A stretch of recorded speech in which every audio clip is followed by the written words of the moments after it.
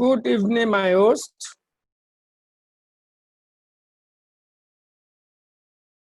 Please confirm whether you can hear me and see my screen.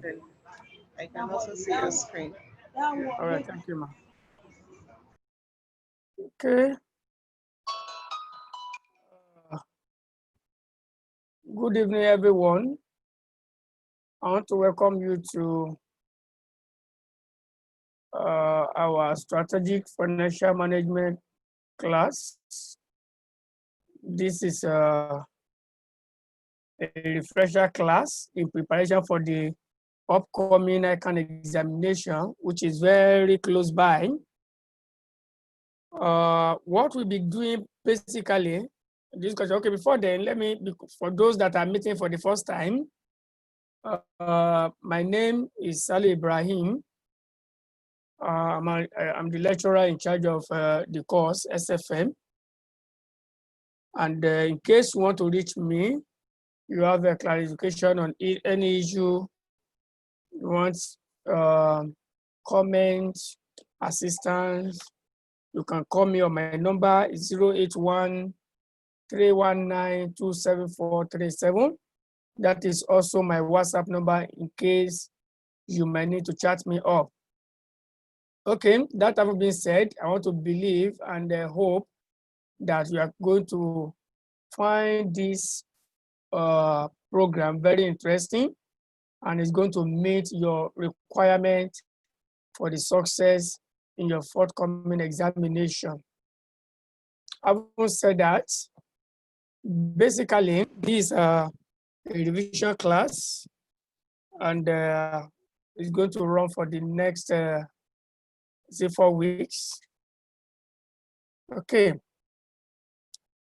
What we'll be doing on this platform is that we will be looking at the likely areas that we believe ICANN may decide to test this time around.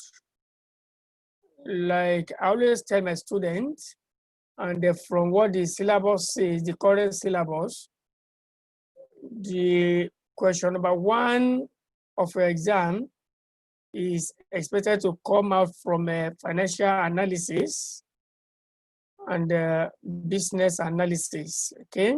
So that from financial or from business analysis. When we talk of financial analysis, we are talking of your investment appraiser or techniques, your NPV, your APV, so on and so forth. That is your financial analysis.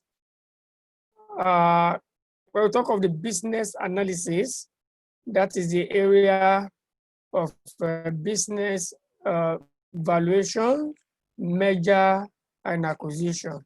That is the business analysis aspect of the syllabus. Your question number 1 is expected to come from this area. And also have it in mind that there are some areas that are regular in ICANN examination, areas such as portfolio theory, your Black-Scholes option pricing theory, financial finance risk management, that is your currency risk management and interest rate risk management. All these are regular areas of the syllabus that ICANN has continuously tested over diets. Therefore, these are the areas we are going to be looking at in this program. Don't forget, we have just less than 1 month to go for the exam. So we cannot go to all areas, but as much as possible, I will see what I can do so that most crucial aspects of the syllabus are covered, and so that you'll be able to get yourself ready for the exam. All right, having said that, without wasting much of our time, let us quickly look at the rules and regulations guiding the conduct of our class.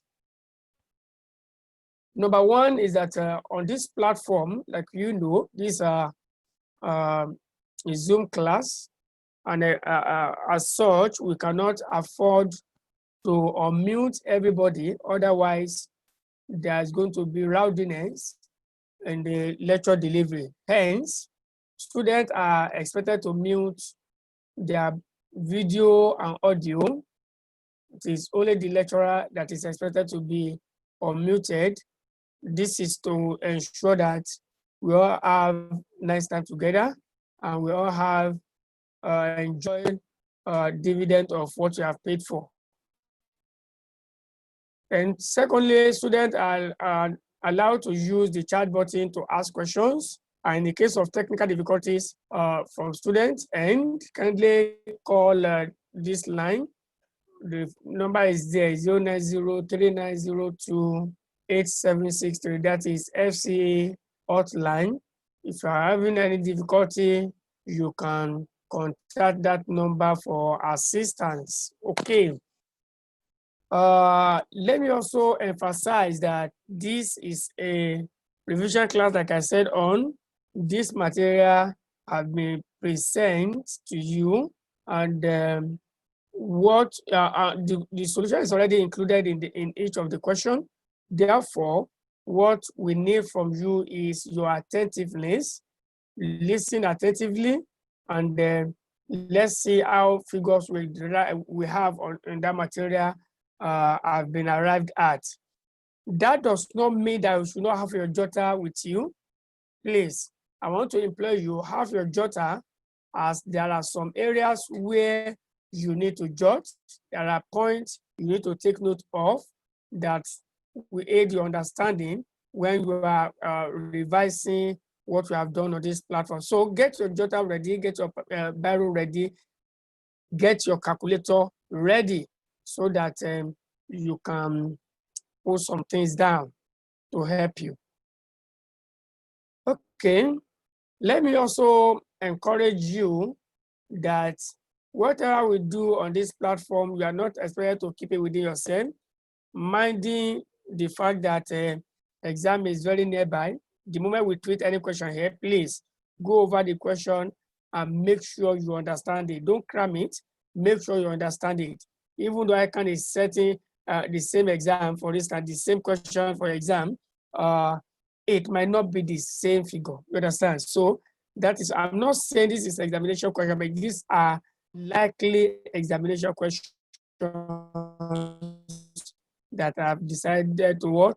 To pull out for our use. Now, students are advised to listen until I've explained that. Now, all questions will be answered at the end of the class, except questions that are considered to be important by the lecturer. Such can be answered before the end of the class. So you feel free to ask questions both on this platform and even outside the platform, so that we can have each free examination and all come out in flying color. So wish you all the best in preparation for your exam. Okay, having said that, we are moving straight to question number 1 of our discussion on this platform. Question number 1. Now, what I recommend to students is that anytime you want to attempt a question, please, what you should do, please, I'm giving you what we are discussing here is very, very important. I'm giving you the examination technique. I'm not only teaching you here, okay? It's not only how we derive the figure, but what are the techniques for passing the exam. You might know it, and don't be surprised. We have people that know SFM, but they go to the exam and they still fumble. It's not because they don't know it, but they don't know the technique for answering the question. So this is practically what we are going to be discussing here. It's not only solving question. No, it's not solving question.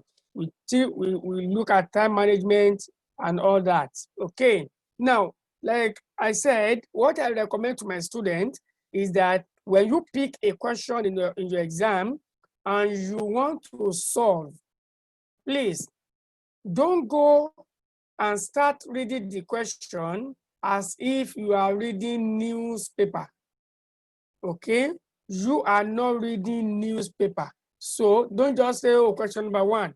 I will now start, you now start reading it until the end. When we now come to the end, you look at the requirement. You want to start solving the question again. You go back, where is the revenue? Where is the cost of sales? Where is the working capital? Do you understand? That wastes a lot of time in the exam. And at the end of the day, the time you'll have used to your own advantage will have been wasted in reading and reading the question.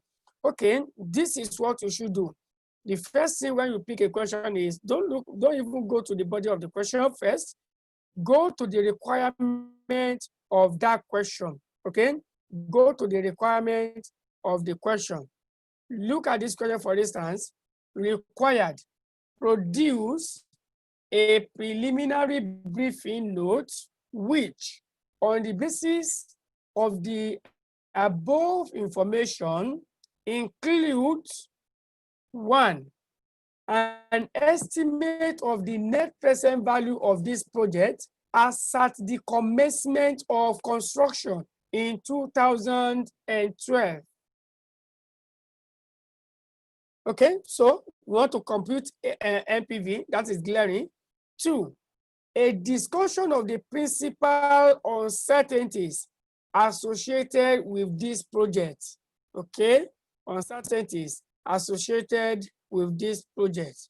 Okay, a sensitivity of the project net present value in percentage and in dollar to change in the construction cost, the annual operating surplus, and the decommissioning cost, assuming that the increase in construction cost will be proportional to the initial investment for each year. Now, I have the idea of what I'm going to do in this question. Number one, I know that definitely I'm going to compute NPV. The moment I know I'm going to compute NPV, what happens? The principle behind the construction or preparation or computation of NPV will start coming back to my brain that, oh, if I want to compute NPV, what do I need to do? Do I need sales? Do I need, what do you call it? Costs, like your variable costs and the like, or is it that I will use cash flow given directly in the exam? I will together. So that is the idea. Now, two, we are asked to discuss the principal uncertainties. So there are going to be some uncertainties surrounding the computation of NPV here. What are those uncertainties? So that is the second guide. And number three, I have seen that I'm going to compute what? Sensitivity analysis. I'm going to carry out sensitivity analysis in this question. Okay, so what do I now do? I go back to the body of the question now. Let's now go and read the question. As we go on, I will tell you at every point in time what you are expected to be doing. Now, the Seal Island Nuclear Power, the Seal Island Nuclear Power Company has received initial planning consent for an advanced boiling water reactor.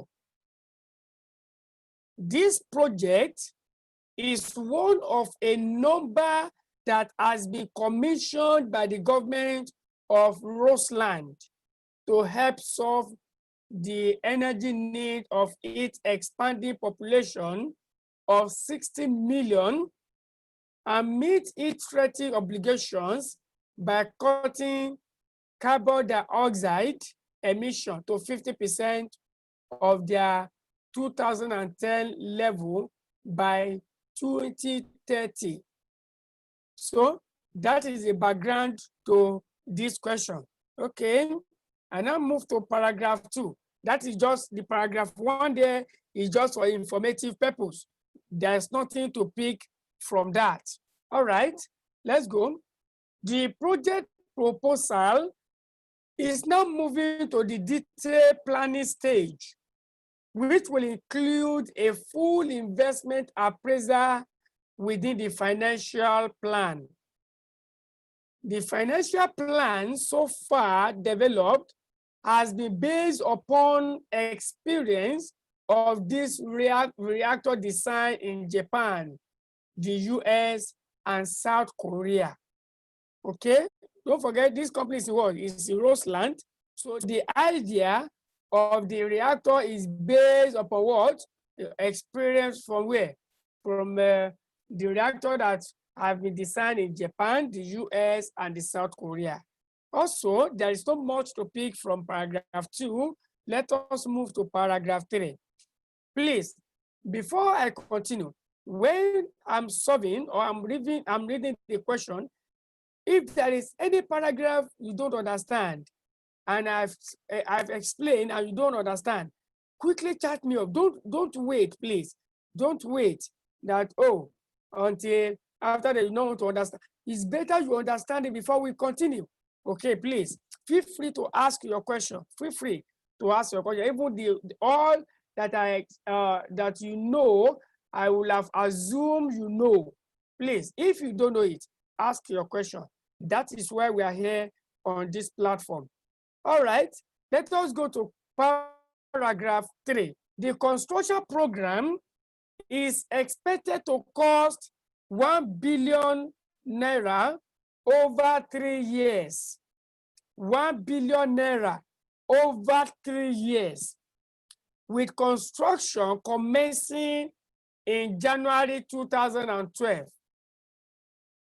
This capital expenditure have been projected, including expected future cost increases, as follows.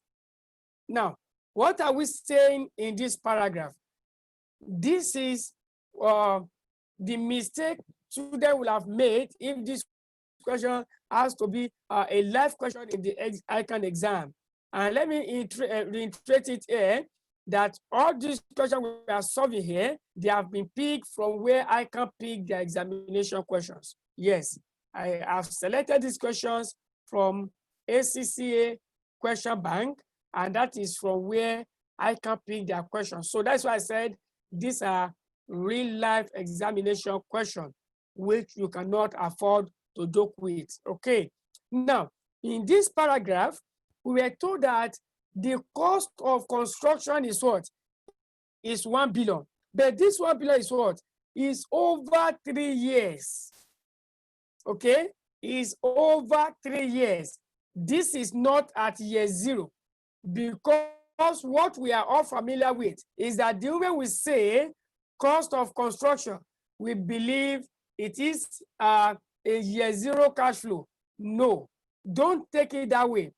Any cash flow you want to treat, you treat it in accordance to where the company actually made payment of that amount. Okay, if I purchase an asset for my business now, and then I'm not paying for it right now, I'm paying for it in 3 years' time, for the purpose of computing NPV, or for the purpose of cash flow computation or preparation, that cash flow, that amount should be considered when I'm actually making the payment. Okay, because this is not accounting, we are not computing accounting profit here.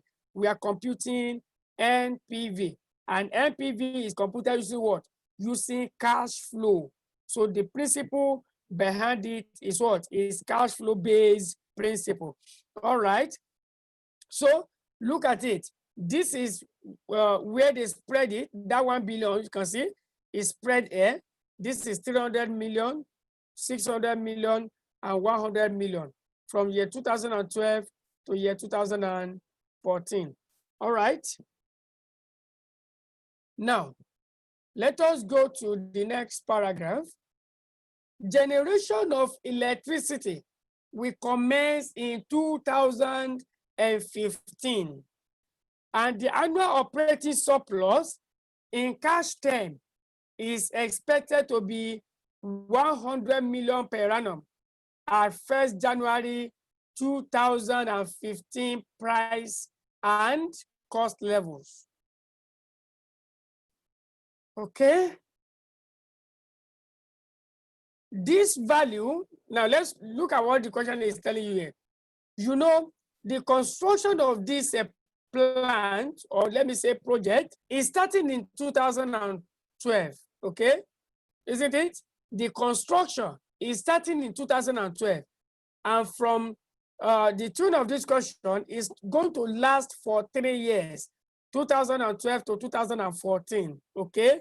Now, because when you start constructing, you cannot start producing at that time immediately, isn't it? Now, I always give example of the Dangote refinery in the Lekki Free Trade Zone that is under construction. Please, do you know for how long that factory has been under construction? A very long time, if not more than 5-6 years now. But as Dangote started refining of petrol there, no, it has not started. It has not started rather, okay? It has not started. So that is exactly what is happening here. This company will incur this cost in order to put in place the necessary equipment needed for the generation of what? Electricity. But electricity generation will not commence until when? Until 2015. Commencement of electricity generation will be in 2015. That is after 2014. So you can say that is what? In 3 years' time. In 3 years' time. Okay. And the annual operating surplus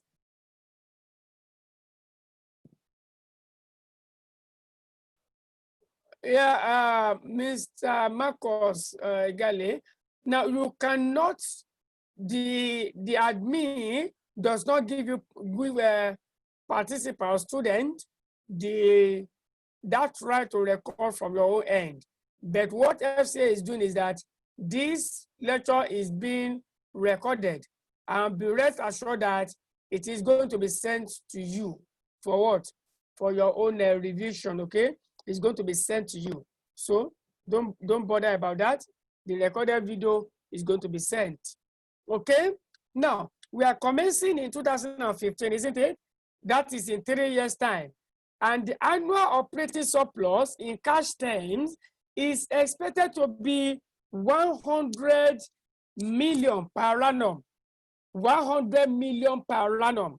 That is a constant cash flow. These are things you need to take note of. Okay? These are things you need to take note of. It's going to be 100 million per annum. Okay? And it's what? It's in current term. That is as at 2000, okay, as at 2015 prices. That is in nominal term anyway. Now, this value has been well validated. This value has been well validated by the preliminary studies and include the cost of fuel reprocessing, ongoing maintenance and system replacement, as well as the continuing operating cost of running the plant. What are we saying here? We are saying that this cash flow here has been validated. That is, the sales, the surplus, the operating surplus, that is the profit, Abi. We have arrived at it after taking all these what? All these costs into consideration. That's what they mean by it has been validated. That is the operating cost, because they've considered all other associated costs. All right. Now, as well as what the continued operating cost of running the plant, the operating surplus is expected to rise in line with what? Nominal GDP growth. Okay, that's how they want you to grow this. The plant is expected to have a specific life of 30, specific operating life of, 30 years. Now, if I may ask, if this plant is to have operating life of 30 years. When do you think this project will cease? I know you will tell me the project should cease counting from 2012 until we achieve 30 years, Abi? But that is not the case. This electricity generation is not going to start in 2012. Therefore, this 30 years is not inclusive of the first 3 years. You count the 3 years right from when you start generating the electricity. So it's going to be from 2015 until you count to what? To 30 years. I believe you got that clearly. Okay, so if I had to count from 2012, it's going to be 33 years. It's going to be 33 years, you understand? 2012 to 33 years from 2012. Okay, now, because if you look at this question, it's not too big that way, it's not too big. Now, because whether it is too big or not, let me just give you the principle. When you are reading a question, on each of the paragraph to that question, beside the paragraph, put the information you can see on that paragraph beside that paragraph. Now, you look at it. This is operating surplus. So beside the paragraph, just write, just tiny, operating surplus. So that when you want to pick that operating surplus, you will not have to go and read the question from the beginning to the end again. If you don't do that, anytime you want to pick an information, you have to go and read the question again. Okay, let us continue. I don't want us to waste much of our time because we don't have time at our disposal. Now, let us go to the next paragraph. Let us go to the next paragraph. The commissioning cost at the end of the project have been estimated at 600 million at current 2012 cost. The commissioning costs are expected to rise in line with nominal GDP growth. Okay, that is the growth rate of the decommissioning costs. Okay. Excuse me.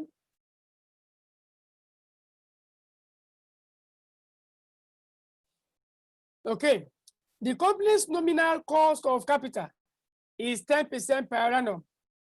All estimates, unless otherwise stated, are at 1st January 2012 prices and cost level. Required. Produce a preliminary briefing note, which on the basis of the above information include briefing notes. I'm not giving you briefing notes because you're already not just internal reports that are going just not your case study anyway. I'm not saying your case study, just brief. That's what they call a brief, okay? Just the normal, just the opening paragraph from so person to the board of directors, subject, briefing on the viability of the proposed electricity generating project. That is all. Then you state in your findings. I believe that is not an issue here. The issue is the computation.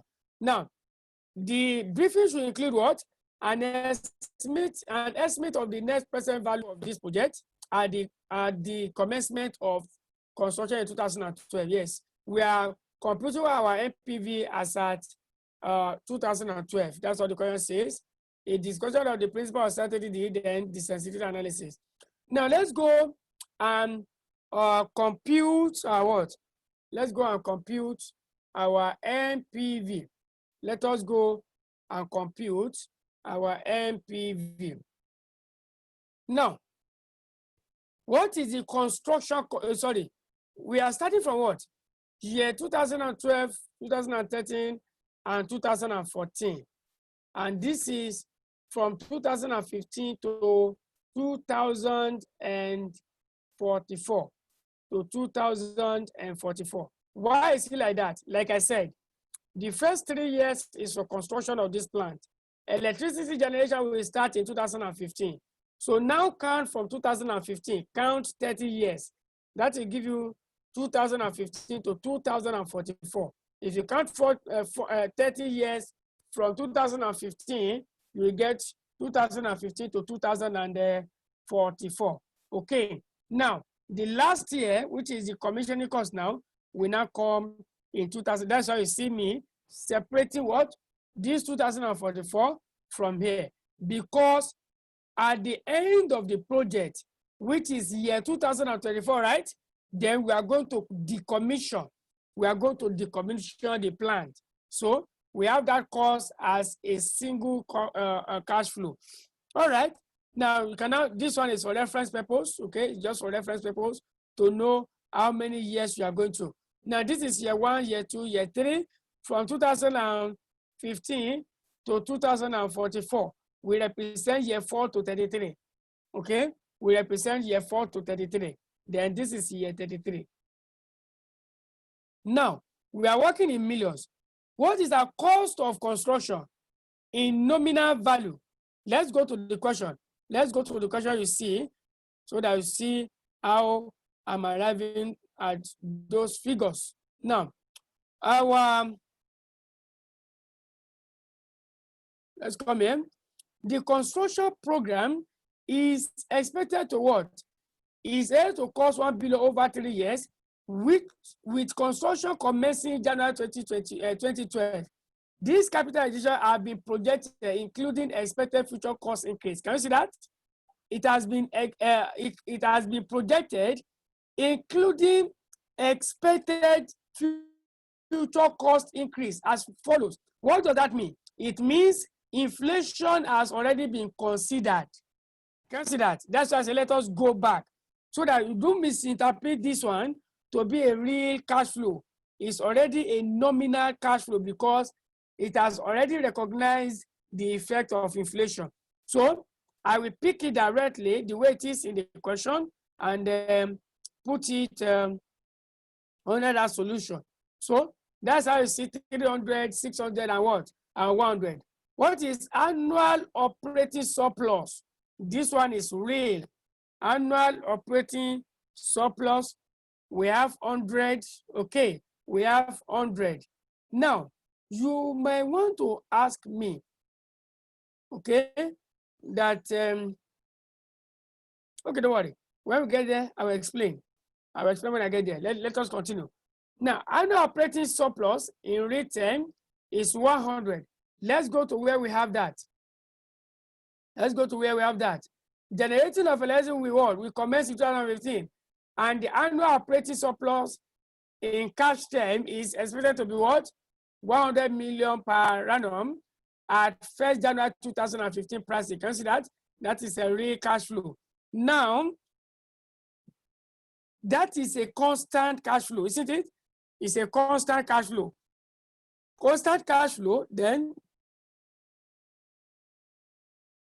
the cash flow will occur from when? From 2015 up to 2044. So because it is a constant cash flow, that's why I don't need to open year 4 to 33 years. You are not going to be given spreadsheet in the exam as your answer book for you to open that longer year. So what you just need to do is to what? To maintain this one at what? At real. Okay? Maintain it at real. Now, if you maintain that at real, what about the commissioning cost? The decommissioning cost, which is what? Is given in nominal, which means this has already been inflated. Okay? That has already been inflated. Let's see. Let's go back to that question. Now look at it. The core macroeconomic assumptions are that Rosella GDP will grow. Look at it. GDP will grow at what? At annual rate of 4%. And inflation will be maintained at what? At 2%. Now, how are we asked to grow that decommissioning cost? To see whether we are applying the GDP growth rate or the inflation rate. Let us look at that. The commissioning cost at the end of the project are basically about 600 naira at current cost. The commissioning costs are expected to rise in line with what? Nominal GDP growth. Can you see that? Nominal GDP growth. Nominal GDP growth. Not, you can see that we are given two rates. We are given nominal GDP growth of 4%. We are given what? 2% as our what? As our inflation rate. So which one do we pick? We pick the GDP rate. So this one has already been grown using that rate. Okay, it has already been grown using that rate. 4% growth rate. Excuse me, 1 minute. 1 minute. Okay, I'm going to show you 600. That's 1.04 raised to power 44. Okay. Excuse me. 0 times 1.04 this. Okay. 33. So can confirm that from your, I believe you are with your calculator.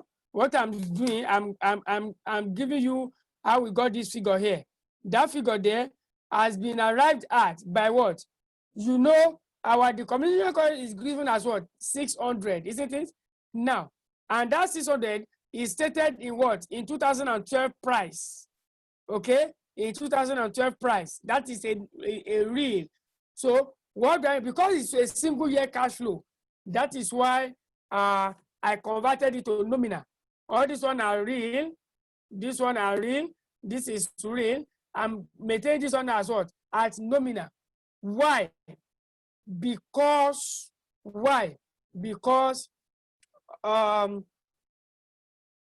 it is just a single year cash flow. It is not a constant annuity like we have for the what? For the operating surplus here. Okay, so I will say 600 times 1.04. That's the 4% GDP nominal growth rate. I will now say raised to power what?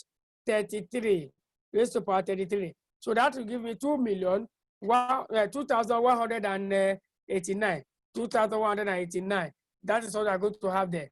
Now, I now want to discount. Look at what I'm going to do.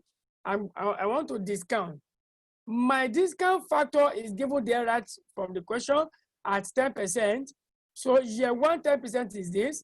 Year 2, 10% is this. Year 3, 10% is this. Now, when you come to year 2015 to 2044, which is year 4 to 33, what are you going to do? You know, this is an annuity. It is a constant annuity. So you need to compute the constant cumulative annuity factor. Cumulative annuity factor is what I'm going to compute. And how will I compute that? I want to get annuity factor year 4 to what? Annuity factor year 4 to 33. That is what I want to get. For me to get that, what we are going to do first is to compute annuity factor year 1 to 33. Let us do that. I believe we all know how to compute annuity. Yes, I want to believe that. So annuity factor year 1 to 33 will be 1 minus open bracket 1.1 raised to power what? Raised to power minus 33 all over 0.1. And we have what? And we have is this correct? Coming?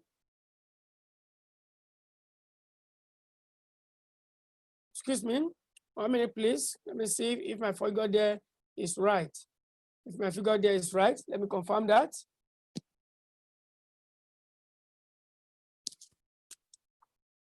One minute, please.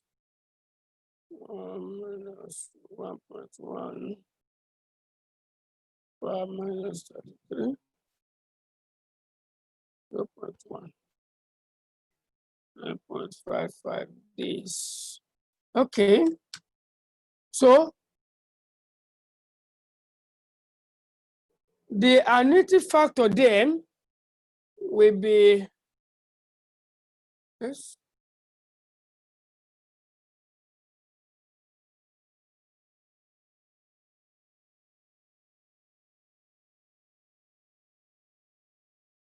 Not sure my figure is right here. I'm coming. I'm not sure. Not sure. Year 1 to 33. Year 1 to 33. I'm coming. 0.909 plus 0.826 plus 0.751 plus how do you get 0.9 0.9.9 Mommy, please 9.5695. Okay. I think this figure here is wrong. Okay, this figure is wrong. We are meant to have a 9.56 something there, so that figure should be wrong. That figure should be. I believe you are confirming the figure. That's why I said let us all have our calculator so that this figure can be confirmed from our own end. Now, this our annuity factor year one. Year one to what? Year 1 to annuity factor year 1 to 33, Abby, year 1 to 33. Now, what do I need to do? I need to subtract annuity factor year 1 to 3 because this cash flow here, this 100 here is not applicable to year 1 to 3, isn't it? It starts from year 4 until year 33. So if you go and use annuity factor year 1 to 33, it means you have counted that 100 to include year 1 to 3 as well. So what you're going to do is to deduct annuity year 1 to 3 from the 9.6 that you have gotten, okay? From the 9.6 that you have gotten. So what do we have from there? We have, okay, are you giving me the figures? Okay, thank you. Thank you. You're 433 to 33. I believe we are following. Mr. Adeshola Adebesi, thank you very much. Thank you very much. That is the right answer. That's the right answer. So that is what we needed to multiply by what? So multiply it, please. You can correct that on your material, please. That is 7.0825 times what? Now, what you need to do, you need to multiply by the discount factor of year 3 here, okay? Because you can see that this one is not what? It's not starting from the it's not starting from the beginning, isn't it? Come on, this times excuse me, 100. So you that's why you see this 0.751. We are multiplying whatever we have here because this figure here is in what? It's in real term. Abi, this figure here is in real term, and we are using what? We are using nominal cost of capital. What do you need? You need to bring the two to the same what? To the same level by multiplying this one by what? By the discount factor of the preceding year. Now, when you do that, you have what? This figure will change anyway. I'm just assuming this figure, this 14.111, okay? So normally this figure should change, but let us just assume that figure. Now you can change it later on. Now, we have 1060, isn't it? Now for year 33, just compute discount factor of year what? Of year 33 at 10%. 1.1 raised to power what? Minus 33. That is 0.043. 0.043. Multiply 0.043 by this, you get this figure. Okay, you get that figure. Now, when you aggregate all these figures here, when you aggregate these figures here, we have our net present value to be what? 122 million. So the question looks short anyway, but it's what? It's highly technical. It's technical, okay? The technicality is just in what? It's just in this area. It's just in this area. not and the year here. All others are very, very straightforward. Are very, very straightforward. So that is requirement. First requirement. The second requirement is what? We're asked to look at the uncertainty associated with the project. Number one, I'm not going to waste time here because we can go to them later. The number one, the uncertainty is what? Is the decommissioning cost. Okay, the decommissioning cost. When they say uncertainty, if a question asks you to look for uncertainty in the question, you are going to look at estimate we have made. Okay, we made estimate in order to compute this NPV. So if we have made estimate, then what does it mean? It means we are going to be faced with what? With uncertainty, because our estimates are not being made with what? With 100% confidence. So these are what the question wants you to point out. These are what the question wants you to point out. So number one, the decommissioning cost. It might be difficult to what? To determine reliably the amount of the decommissioning cost. Okay, the decommissioning we have estimated there, that is I think it's 600. Now, it will be possible, it will be impossible to be certain of what happens because of the length of the project, 33 years from now. Okay, 33 years from now. So it's just a mere estimate, which may what? Which might not bear resemblance with the actual cost we are going to incur as at that time. Okay, now annual operating profit is also not certain. However, the only certainty we can have here is because the question tells us that those costs have been what? Excuse me. Supply of electricity is subject to what? So no. All our operating costs, that is maintenance costs, system replacement, annual running costs have been considered. That is the only thing that will make us to be a little bit certain of this what? Operating surplus, but not what? Not 100%, because all those costs we have also considered in the computation of the profit. Are we sure of them? We are not. They are all estimated costs. What about the construction cost? Okay, the construction cost anyway can be a kind of we can say to some extent they might have been accurately predicted, most especially the first year construction cost, because that one is being spent immediately. You understand? We are spending that immediately, so that one is at 100%. What about the one for year 2 and year 3? Year 2 and year 3 are in the future, so we don't know what could have happened before then.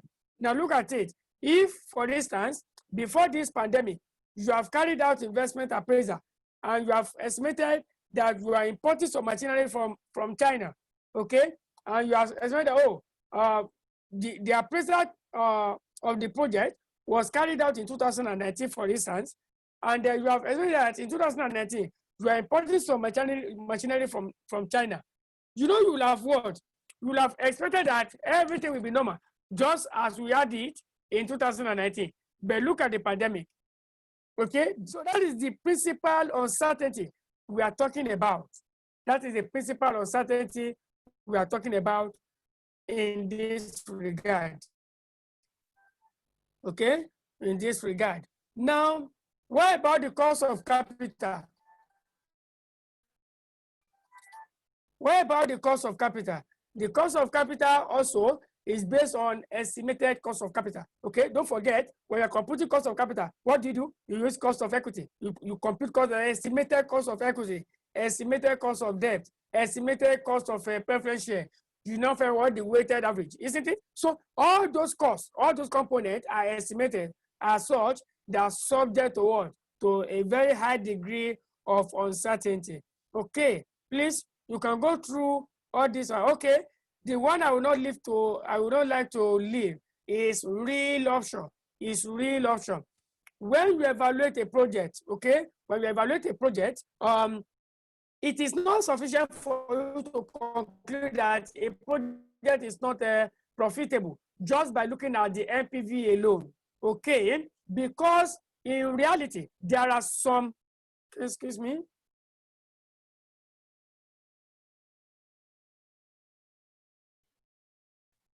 there are some factors that will make a project to be viable, even though the NPV is negative. Those things are what we refer to as real option, okay? Real option. For instance, the real option we can discuss are option to expand, option to redeploy, option to delay, okay? Option to delay, option to abandon. All these are real options that can add value to a project. Okay, I'm not going deeply into that because if we want to discuss real option alone, it can take us a whole day. So a real option is an option that you have, that the option that the project will bring to you in the future. You see that when you start the project now, you have the opportunity to expand in the future. If that is the case, even though the project is not generating enough profit now, since you want to take that opportunity of expansion in the future, then you will not hesitate to undertake that project, knowing fully well that there is a benefit you are pursuing in the future. All these are what we call a real option. Now, let us carry out sensitivity analysis. Sensitivity analysis. Okay, how do we carry out sensitivity analysis? To carry out, or what is sensitivity analysis in the first place? When we talk of sensitivity analysis, we are talking about how crucial, okay, how important all the items that we have used to compute our NPV, how crucial are they? How important are they? Okay, with respect to what? The NPV we have computed. Now, in financial management term, sensitivity analysis measures what happens to the project NPV if there is changes in the variables that you have used to compute that NPV. Okay, the variable you have used to compute NPV might include revenue. It might include what? It might include variable cost. It might include fixed cost. It might include cost of capital. Even the number of years is part of the variable that you have used to compute the NPV. Okay, what happened if you had even your revenue is part of it? Now, what happened if you have estimated that you are going to generate 10 million revenue, but at the end of the day, your revenue now falls short by 2 million naira? Will it affect our NPV significantly? That is what we call sensitivity analysis. So if I'm looking at what happened to my NPV if my revenue declined by 10%, that is sensitivity analysis. Okay, now that is if you are given a percentage, you can compute sensitivity in two ways. In one of two ways is either the question give you percentage and they ask you to compute the effect of that percentage on the NPV. In that case, what you are going to do is to take that percentage and use it to either, if it is a cost, you use it to increase that cost. If it is revenue, you reduce the revenue by the what? By the amount, by the percentage. So that you now recompute and your NPV. You now see whether your NPV is going to be affected significantly. Or the second approach is that you will pick the present value of that variable whose sensitivity you want to compute. You will now say all over the NPV you have computed times NPV you have computed all over present value of the variable whose sensitivity you are trying to guess. Now, in a nutshell, sensitivity is computed as NPV over PV of what? Of the variable. Okay, of the variable. Now, let us look at this with respect to what? I think they said with respect to what? Let me see, construction cost. Now, if I want to look at the sensitivity of this project with respect to the construction cost, what I'm going to do is I will take the present value of the construction cost. Look at our construction cost. Look at our construction cost here. These are the construction costs. Can you see that? Construction cost. You will take the present value, just add them, ignoring the negative, okay? Forget about the negative. The present value of the construction cost, that is 273 plus 496 plus 75. Aggregate them. That is present value of the construction cost. Now, what is our NPV? Our NPV is 122. Our NPV is 122. So I will now say,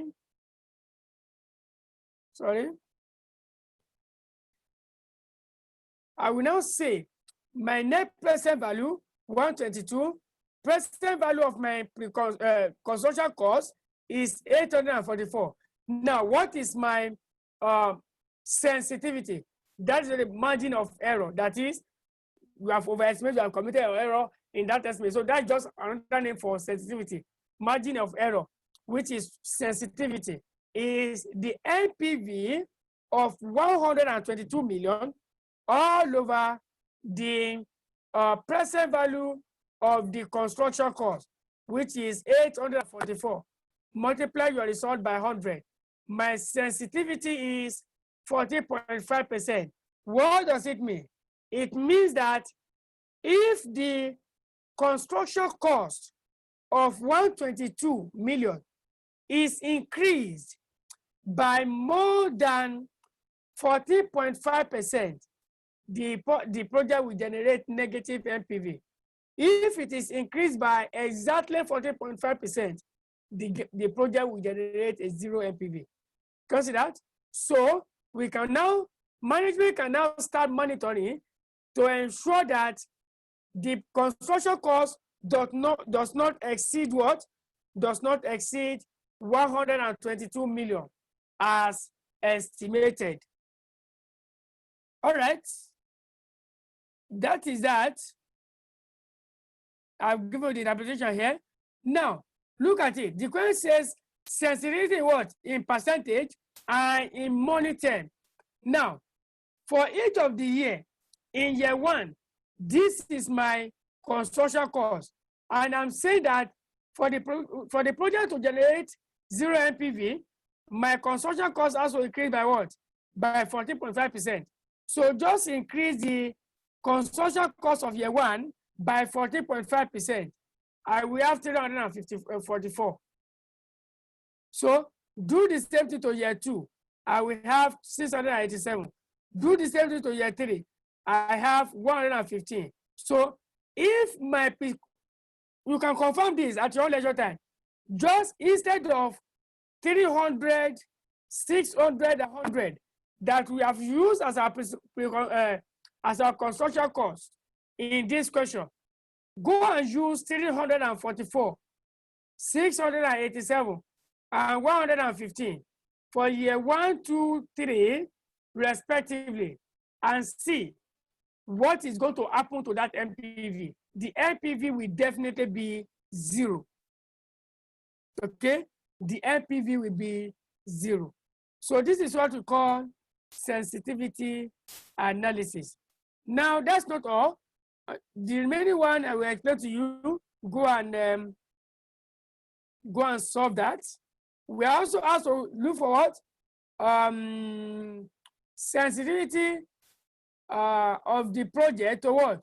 To the annual operating surplus. To the annual operating surplus. What will you do? Just say present value of annual operating surplus, as we have it in the question. NPV over present value of annual operating surplus. as we have it in that question, in that solution in A. Okay, you get your sensitivity. And what? And the commissioning cost.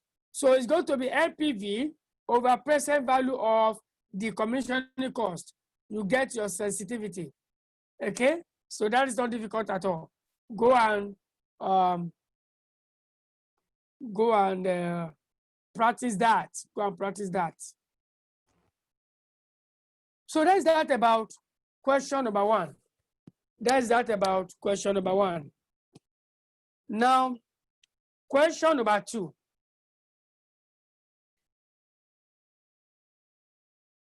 Okay, before I go to question number two, let me take your question in the next 2 minutes regarding question number one. I'm waiting for a question in just 2 minutes. In just 2 minutes. In 2 minutes. After 2 minutes, I will continue.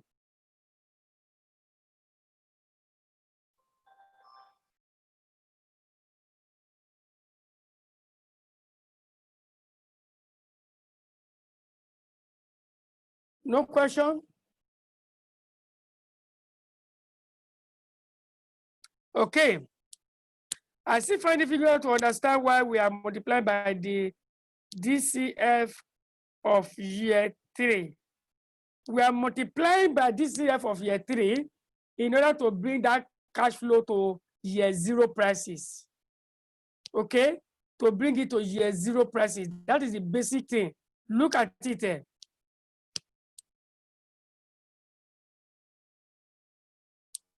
Look at it. Let me show you the reason why we are multiplying. Let's go to the question. The price here, okay, we have not got into the question. Let me show you.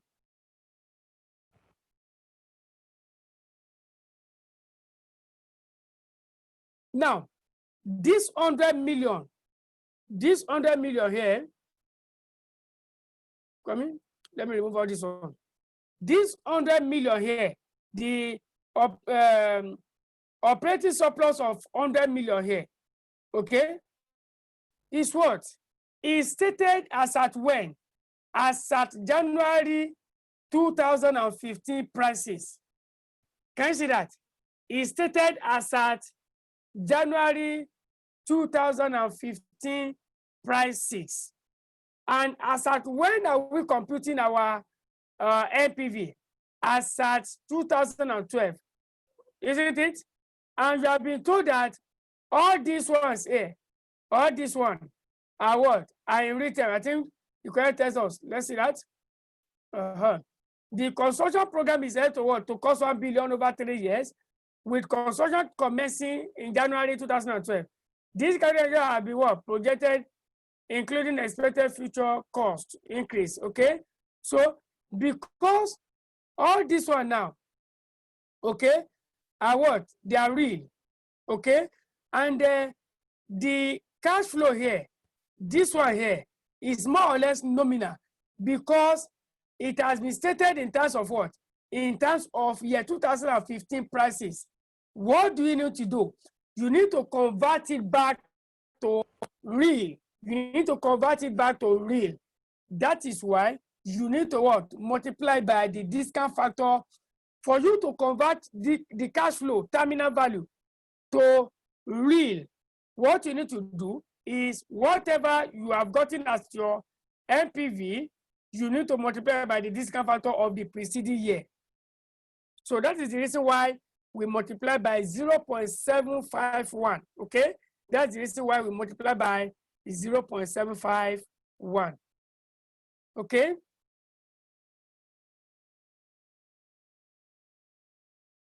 All right. Yeah, welcome, Mr. Adeshola. DCF from Deborah. DCF of year 4 to 33 will be obtained by first computing annuity factor from year 1 to 33. Annuity factor from year 1 to 33. You understand? You now deduct annuity factor year 1 to 3. The balance will be annuity factor year 4 to 33. So that is what you need to use to multiply that cash flow of 100 in order to get the net present value.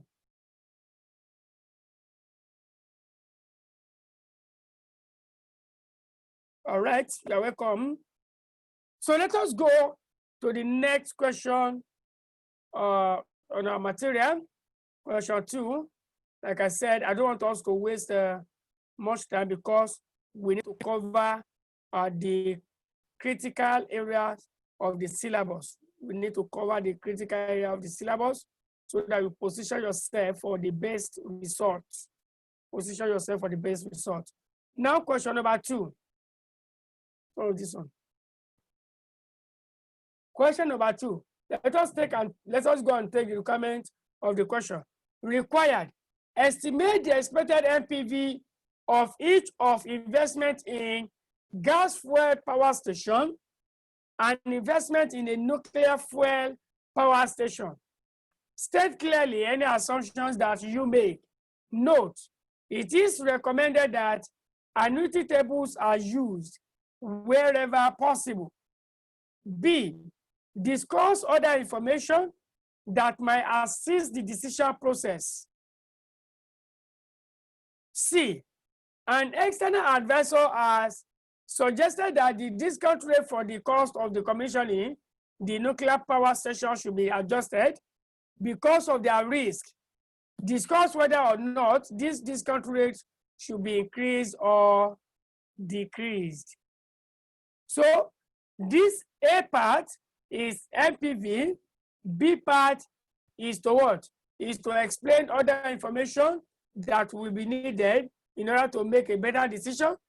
And C is to advise whether to increase the discount rate that we have used to discount the decommissioning cost because of its associated risk. Okay, let us go and take the question. Let us go and take the question.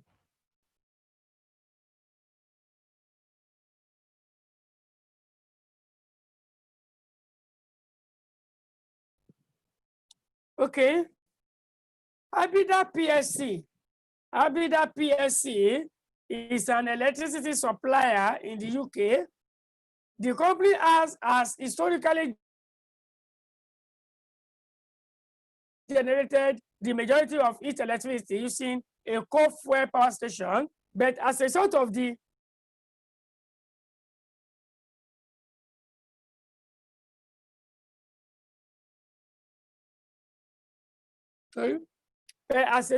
closure of many coal mines and depleted coal resources, is now considering what type of new power station to invest in. The alternatives are a gas fuel power station or a new type of efficient nuclear power station. Both types of power stations are expected to generate annual revenue at current prices of 800 million. The expected operating life of both types of power station is 25 years. Please, this question I'm taking here, my mind is telling me that, don't quote me, I'm not saying it's an examination question, but my mind is telling me that I may likely touch this question, okay? So please make sure you understand the question. Make sure you understand the question. Make sure you understand it. What we are saying here is that this company, Abida, has been generating its electricity using what? Using coal. Now, but because there is depleted coal, the company wants to diversify. And what is it considering? The company is considering using gas fuel power station or to use a nuclear power station. Okay? Currently, it's what? It's coal. But do you want to move to what? To nuclear or gas?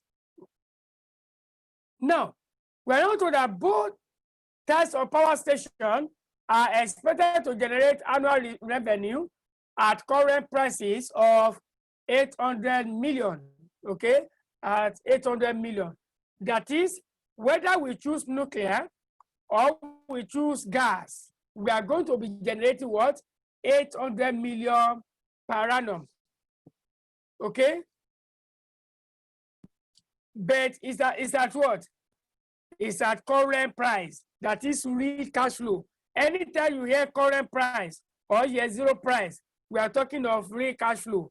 I want to believe you have all those basic things. You will have studied them. Okay. The expected operating life of both type of power station is 25 years. Okay. The project will last for 25 years. Whether gas, whether nuclear, the project will last for what? For 25 years. Now, financial estimate, we have for gas and for nuclear. We have building costs. If you want to build the gas station is 600, nuclear is 3,300. Okay. Annual running costs at current prices, we have labor costs 75-20, gas purchases 500, nuclear purchases 10, sales and marketing expenses 40-40, customer relations 5 and 10, interest expense 51-330, other cash outlays 5 and what? And 25. Accounting depreciation is 132. Other information. Whichever power station is selected, electricity generation is scheduled to commence when? In 3 years' time. Electricity generation is scheduled to commence in 3 years' time. This is similar to what we did in question number 1. Now, this project, even though we are starting the construction of the plant right now, but we are not going to generate electricity until when? Until after the 3rd year, that is in 3 years' time. Okay? Now, note 2. If gas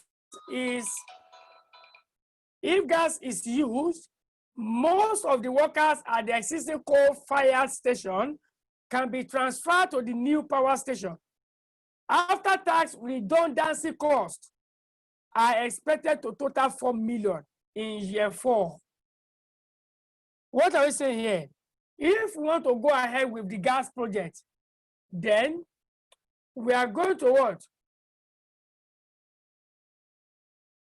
We are going to transfer some workers from our existing coal station. You know, currently the Abida is using coal. So if you want to switch to gas, some staff will be transferred from the old project to the new project, while some staff will be laid off.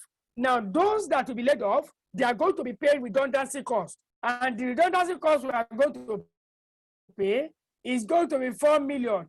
And when is the payment? The payment for the redundancy cost is going to be in year 4. It's going to be in year 4. That is when the cash flow will arise. Okay. Now, if nuclear power is selected, fewer workers will be required, and after tax redundancy costs will be what? 36 million. Okay. Also in year 4. Note 3, both projects will be financed by Eurobond issues denominated in euros. The gas power station will require a bond issued at 8.5% per year. The bond for the nuclear project will be at 10%, reflecting the impact on financial gearing of a larger bond issue.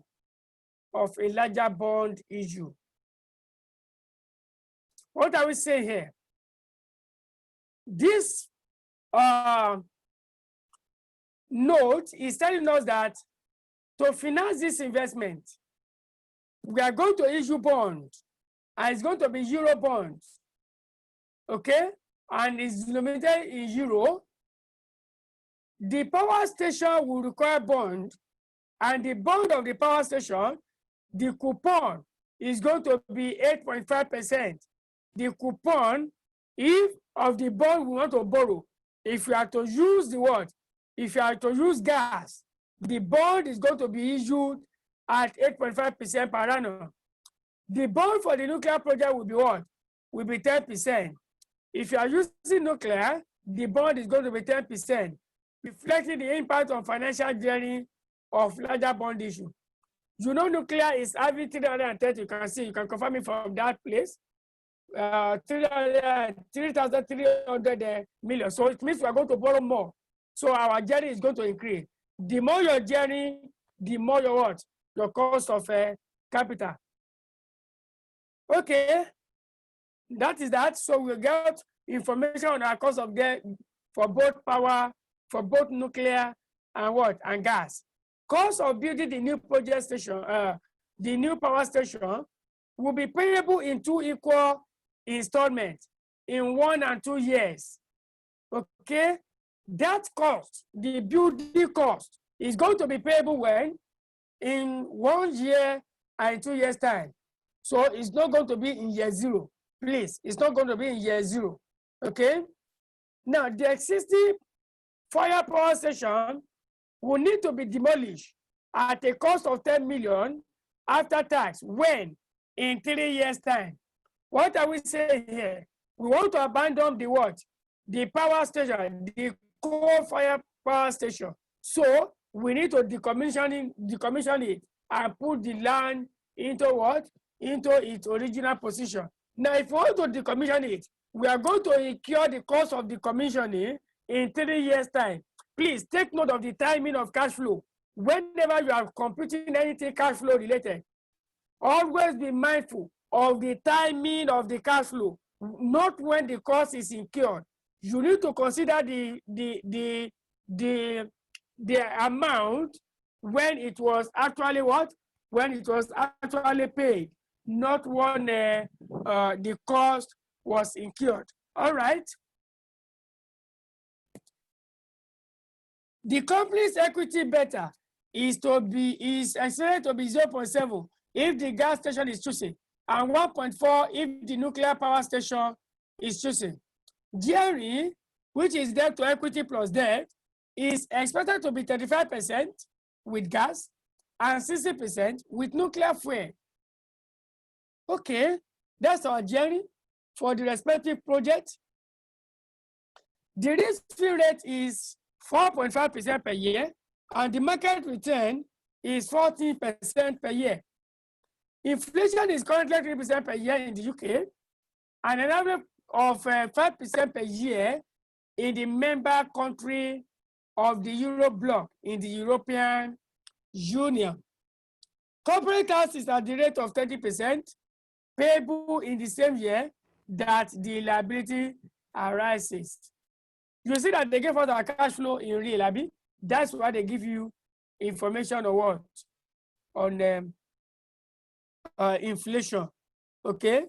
They gave us information on inflation because our cash flows have been given in return. Okay, let us continue. Corporation tax is at the rate of 30% payable in the same year that the liability arises. 9, tax allowable depreciation is at the rate of 10% per year on a straight line basis. And 10, at the end of 25 years of operations, the gas plant is expected to cost 25 million after tax to demolish and clean up the site.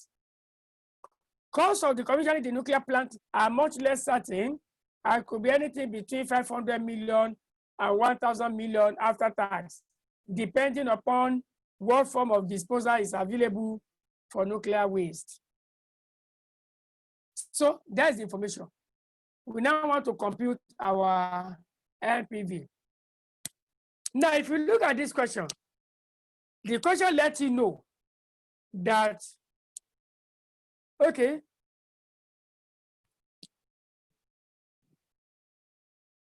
let me go back on the question.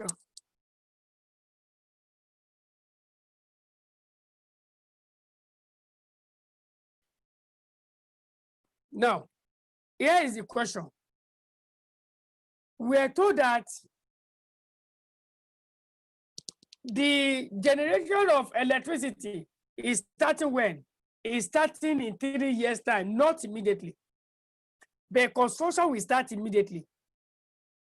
Now, if generation of electricity is starting in 3 years' time, and the power station is going to have a life of 25 years, please, it will start for how many years? From year 4 to year 28, 25 years. From year 4 to year 28, that's what it means. Year 1 will be for construction, year 2 for construction, year 3 for construction. From year 4, you will now count 25 years.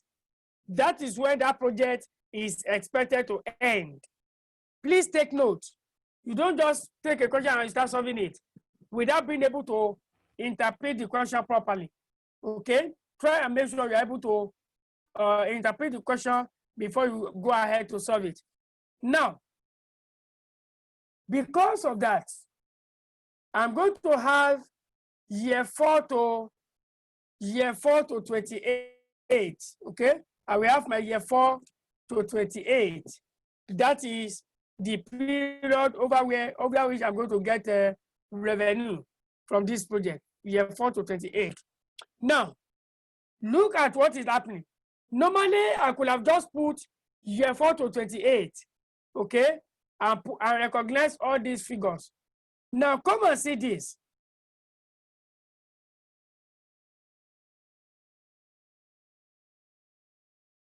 Where do we have information on capital allowance? Okay, look at note 9. Look at note 9. Note 9 is saying that tax allowable depreciation is at the rate of what? Is at the rate of 10%. Is at the rate of 10% per year on a straight line basis. Okay, now let's go back to this question. If capital allowance is 10%, I'm not going to give you this. You are going to respond. If capital allowance is 10% on this for on this value, and 10% as well on this value, please, how many years will it take me to write off this asset? How many years will it take me to write off this asset? Let me see your response. How many years will it take me to write off the asset? If capital allowance is computed on at 10% every year, God bless you, 10 years, 10 years. My capital allowance will take me 10 years. Okay, if I now go ahead, I now say year 4 to 28. Under year 4 to 28, I now put capital allowance there. Do you think I'm doing the right thing? If not, why do you think I'm not doing the right thing?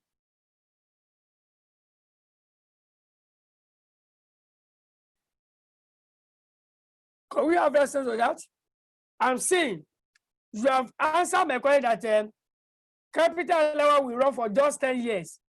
If I now say, okay, because this project will be from year 4 to year 28, I now go and put my capital allowance under year 4 to 28. Am I doing the right thing? No. Abi? Or do you have contrary opinion? Okay, let us continue. I am not doing the right thing because the moment I say year 4 to 28 and I put capital allowance there, I'm not doing the right thing. Okay, I'm not doing the right thing because my capital allowance will be enjoyed only in the first 10 years of the project life. And the first 10 years of the project is from year 4 to what? From year 4 to 13. Therefore, that year 4 to 28, I need to separate it into the first period that we enjoy capital allowance and the second period that will not enjoy capital allowance. So we have year 4 to 13 and year 14 to 28. So when I have that, I will now say my revenue. Year 14 to 4 to 13 and from year 14 to 28, the same thing. So all these things will be the same for both periods. The only thing that will differ is the capital allowance, because the second period will not enjoy capital allowance. So let's see how we solve this question. Let's see. Now you can see that I want to start with evaluating what? The gas fuel power station. And I've divided my period, year 4 to 13 and year 14 to 28. What is my revenue? My revenue is 800. 800 here, 800 there. Okay. Labor is going to run for 25 years. So first period here, second period here. Fuel purchase, the same thing. We buy for here, we buy for there. Sales and marketing, 40, 40. You see that I'm maintaining my cash flow in real. Abi? I'm maintaining my cash flow in real. Why? Because it will not be possible for me to open from year 4 to what? From year 4 to 28. So the best I can do is to maintain my cash flow in real. Why am I doing that? Because all the costs we are given here, they are subject to the same inflation rate in the what? In the United Kingdom, in the UK, which is 3%. So where you have all revenue, that is all items of revenue and all items of cost, increasing by the same amount of inflation, please, you can maintain your cash flow in what? In return. Then you will now use real cost of capital to discount that cash flow. That is the approach. That is the approach. Okay? Now, we have given all our costs, sales and marketing, customer relation, other what? Others. Now, capital allowance. 10% of 600 is 60. Can you see that? Here, there's no capital allowance, because my capital allowance is just for 10 years. First period is where my capital allowance is at. This is the reason why I separated this period between what? Between 4 to 13 and year 14 to 28. It's because of that capital allowance. Because capital allowance will not run throughout the project. It will only be applicable for the first 10 years of that project. I believe that is clear. Okay, so this will give us our total what? Our total cost. So our taxable profit is going to be A, that is revenue, minus B, total cost. That is 115, 175. What can you notice here? You see that there are some elements in the additional information that I did not use. One of them is what? Interest. When we are doing NPV, you don't consider interest. That is why you are doing net cash flow analysis. You are evaluating a project based on net cash flow. You don't use what? You don't use interest. Okay. Now, you now tax this at 30%. We have 34.5. We have 52.5. Now, the capital allowance we have deducted here, we only deducted the capital allowance so that we get our true amount of profit. The moment you get your profit and you have taxed that top profit, and you have taxed that profit, you need to come and add back your capital allowance. You need to come and add back your capital allowance. Okay? Now, after adding the capital allowance, you get your what? You get your net cash flow. You will get your net cash flow. Now, if you look at this analysis, you see that there are some costs we did not consider. That we have not, let me put it that way, that we have not considered here. Where have we not considered them? We have not considered those costs because they run for only 1 year. If you go and include them here, Any cash flow you include here, you are telling me that the cash flow will occur from year 4 to 13. Any cash flow you put here, you are telling me it will run from 14 to 28. So all those cash flow that run for just 1 year, you don't include them here. You need to go and sort them separately. Let us go and look for those costs and see what I'm talking about. Look at it.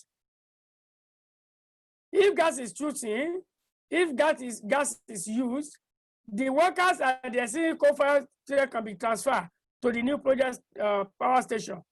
After cost are expected to be 4 million. When? In year 4.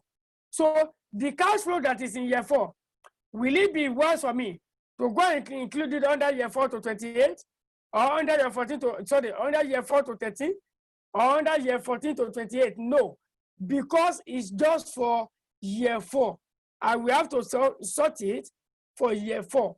Do you understand? The same thing happened to this. Year 4 cash flow is what they are. Okay, both projects will be financed by, okay, we don't have any cash flow there. Now, number 3,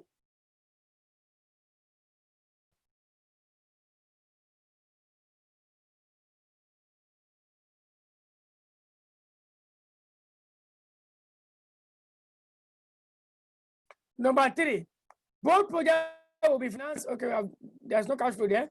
Cost of building the new power station will be payable in 2 equal installments in 1 and 2 years' time.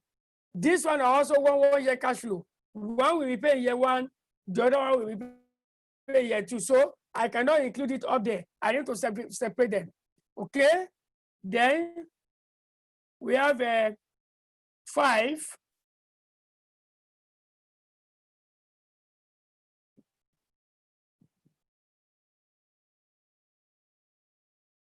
The existing coal-fired power station will need to be demolished at the cost of 10 million after tax. In when? In year 3. So that one is also what? Peculiar to year 3. I cannot go and include it under 4 to 13 or 14 to 28. Now, the company's equity better, there's no cash flow there. The last cash flow we have is the commissioning of the project, which we are told here is going to be for gas is 25 million. For nuclear power is either 1 million or 500 million. When I get there, I will explain which one is the more appropriate for you to pick. So let me go and sort all this cash flow, all these additional cash flows. So you can see, I've not discounted, forget about discounting. I want to sort my cash flows first. So what are those cash flows? The cash flows, we have year 1, year 2, year 3, year 4, and year 28. What is redundancy cost? Redundancy cost for gas is going to occur in year 4, and it's going to be 4 million. Capital outlay, we are paying half in year 1, the second one in year 2. Then the commissioning cost, we are paying that in year 3 for the existing project. Okay. Now, the commissioning cost for what? For the new project, which is the gas project, when it ceases in year 2000, in year 25, is 25 million. That's how you can see. I put it under what? Year 28. I put it under year 28. So when you add all these are costs. So there's nothing like NPV. All these are costs. You have the total PV of your cost. So let us go before we treat this. Let's go and compute our discount factor. If you look at this question, you see that we are not given the discount rate we need to use. We need to go and compute the discount rate. We need to go and compute the discount rate.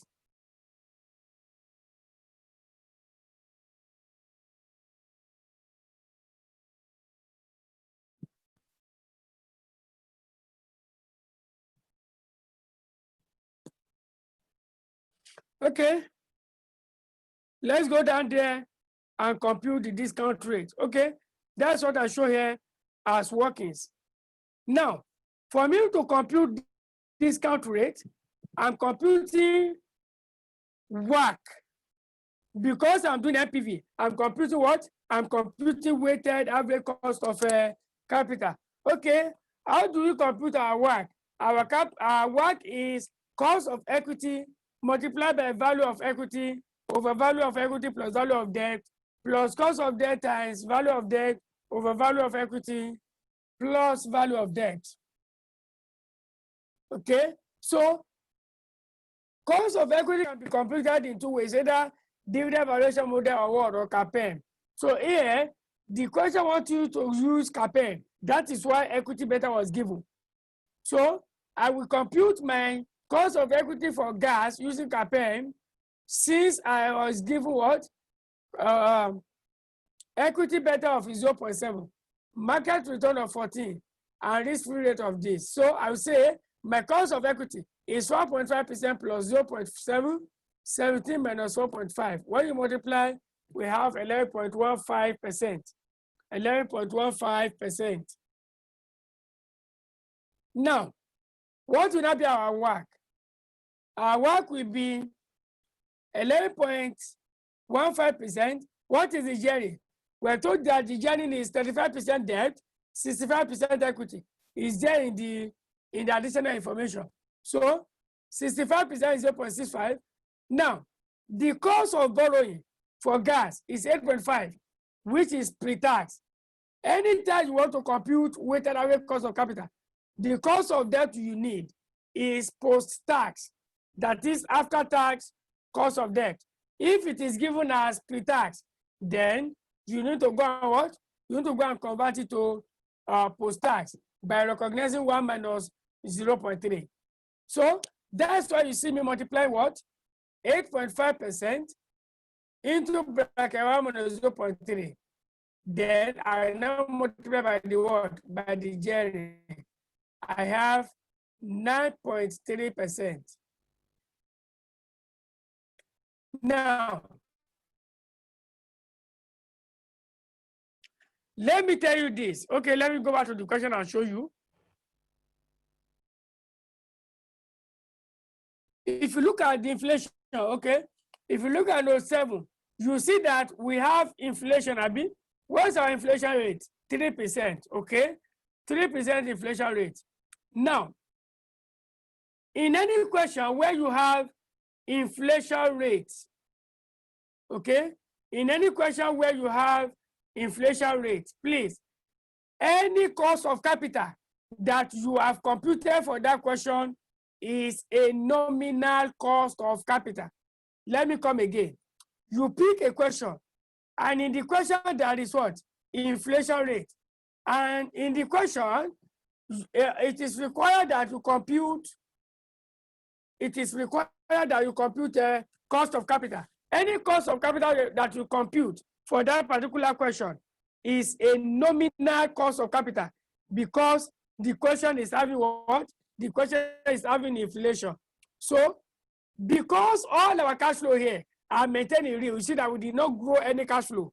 We maintain all our cash flow in real. So, I need to go and discount the cash flow using real. So, what will I do? I will need to convert my money cost of capital or nominal cost of capital to what? To, what do you call it? We have to convert it to real cost of capital using Fisher's equation. Using Fisher's equation. All this should not be new to you. Okay? Now, the Fisher's equation, if I want to use Fisher's equation to compute real cost of capital, I will have 1 plus money cost of capital over 1 plus real cost of capital. Okay? Minus 1.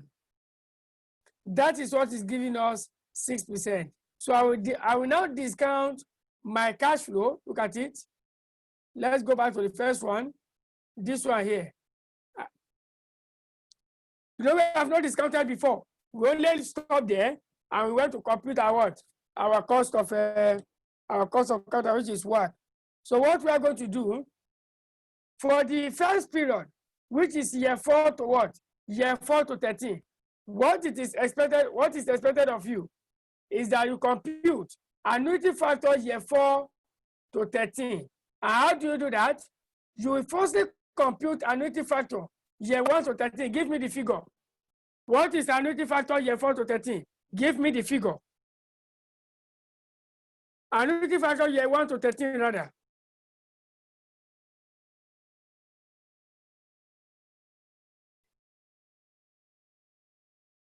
I'm waiting for you.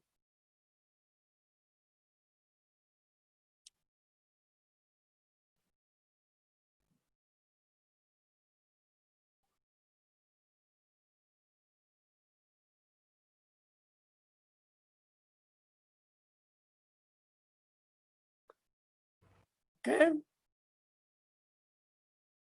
All right, 8.857. Now, you will now go and deduct annuity factor of year 1 to 3. The balance will be annuity factor year 4 to 13. So that is what you now use to multiply. That is what you now use to multiply this cash flow here. I believe that is got it. Deduct the annuity factor of year 1 to 4 or 1 to 3. What do you have?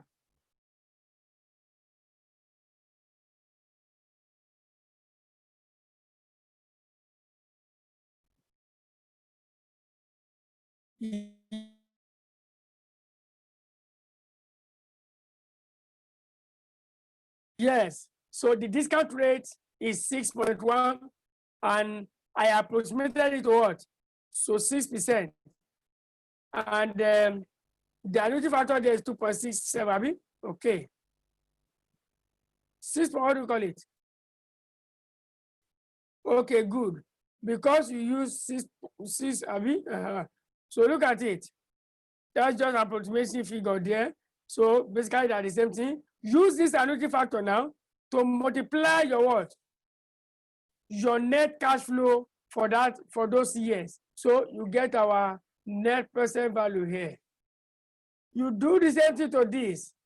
You will have annuity factor year 1 to 28.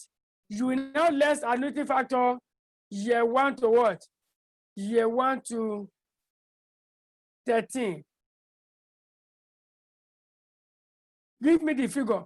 Annuity factor year 1 to 28 minus annuity factor year 1 to 13.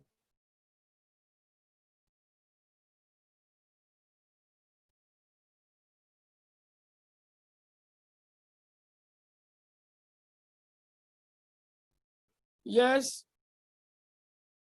Okay, 13.406. Now remove annuity factor year 1 to 18, year 1 to 13. That is minus this. I mean, that's minus this. So when you do that, you will get your annuity factor for this project.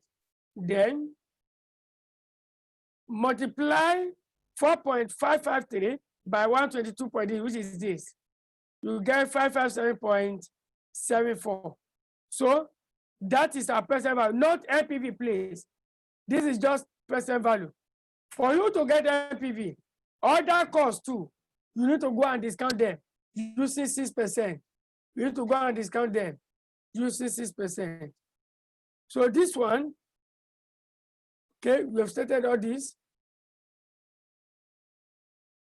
So we get our net cash flow to be what? To be all this, Abby. We've done that before. We've gone through that before. Now, I will now say my discount factor at 6%. At 6%, these are the figures I am going to have. Multiply them out. All these are costs. Don't forget, they should be negative. So when you add everything together, you have this. Add it to the one you have. Sorry.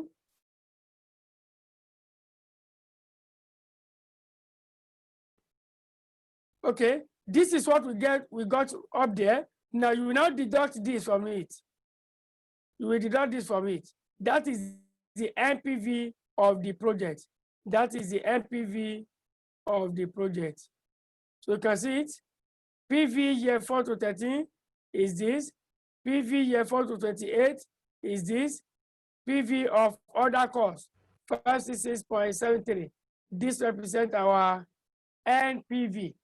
That represents our NPV.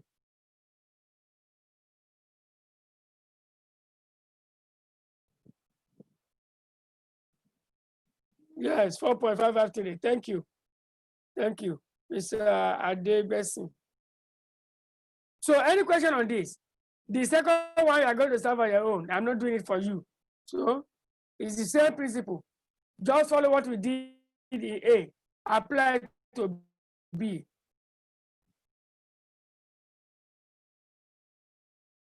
Follow what we did in A, apply it to B. So before I continue, let me take your question. Let me take your question in 2 minutes.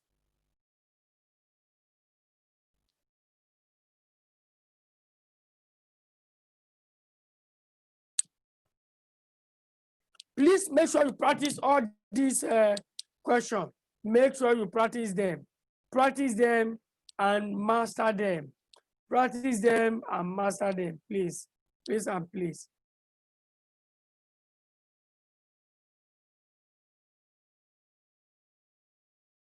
Okay, no question. If there is no question, let us move ahead. Let us move ahead. Okay, next question, number 3.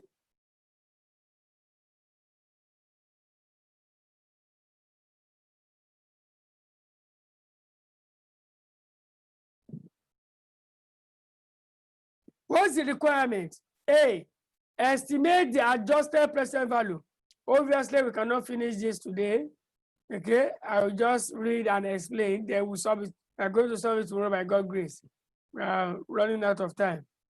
And then from tomorrow, I think I'm a bit slow today. Tomorrow, I will intensify my speed so that we can cover much. Cover much.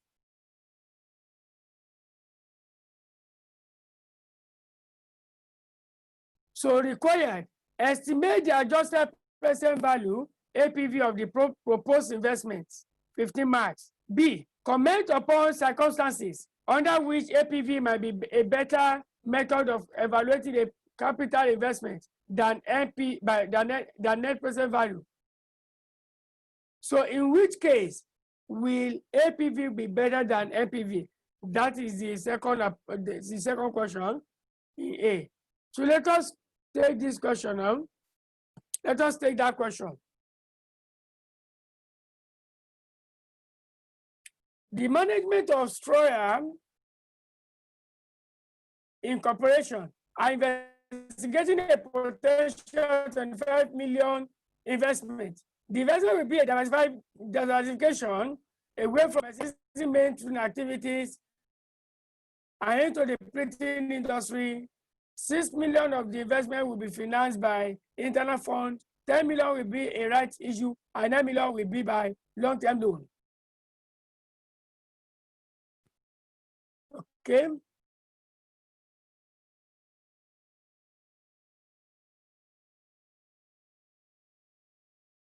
The investment is expected to generate pre-tax net cash flow of approximately 5 million per year for a period of 10 years. The residual value at the end of year 10 is forecast to be 5 million after tax. As the investment is in an area that the government wishes to develop, a subsidy of 4 million out of the total 9 million is available. This will cost 20 million below the company's annual cost of cost of long-term debt finance, which is 8%. Stroya's equity beta is 0.85, and if financial gearing is 60% equity, 40% debt by market value. The company's equity beta is in the printing industry is 1.2, and the average gearing 50% equity, 50% debt by market value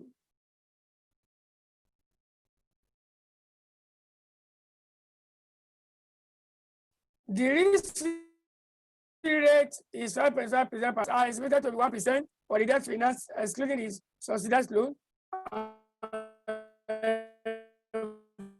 4%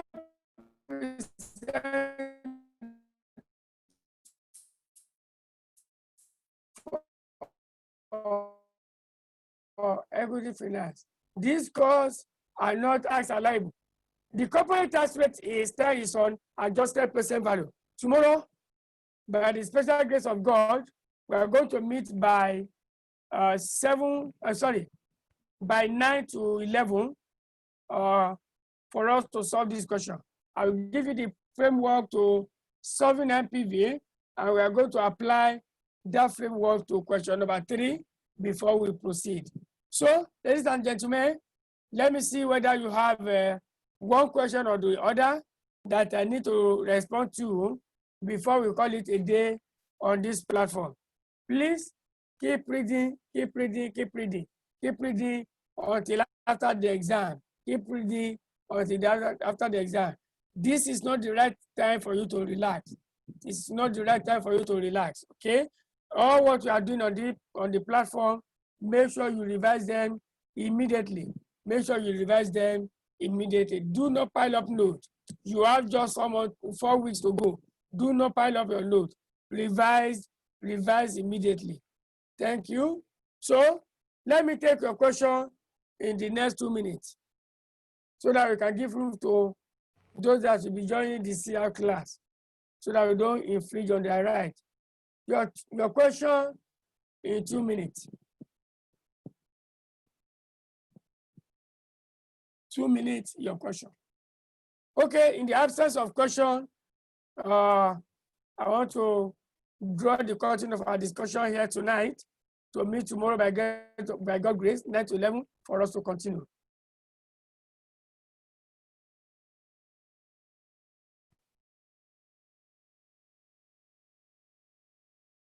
Which note are you referring to? Which note are you referring to, Mr. Marcus? Which note? I sent this note, though let me apologize that I sent it a bit late, but the note is right there on the platform. On the WhatsApp platform, the note is there. The note is there. Okay. Mr. Marcus, are you on our platform? Are you on the WhatsApp platform? Okay, you've seen it. Okay, thank you. Thank you. So we meet tomorrow by the grace of God. Before then, do have a wonderful night rest. Thanks, and God bless you. Yeah, my host. Yes, I'm in it. That's no. All right, ma. Good night.